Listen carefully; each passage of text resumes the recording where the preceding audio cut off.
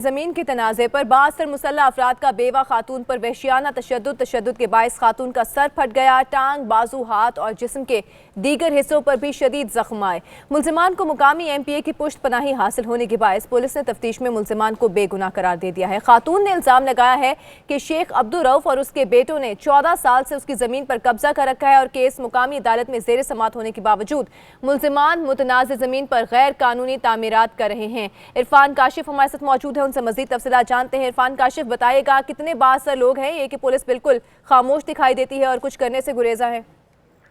جی، یہ حفظ آباد میں روشینہ نام خاتون ہے، اس نے پراپرٹی اس کے وارثان کے اس کے والد کے نام تھی، جو محکمہ ریونیو نے ملی بھگت کر کے بااثر لوگوں کے نام ٹرانسفر کر دیا۔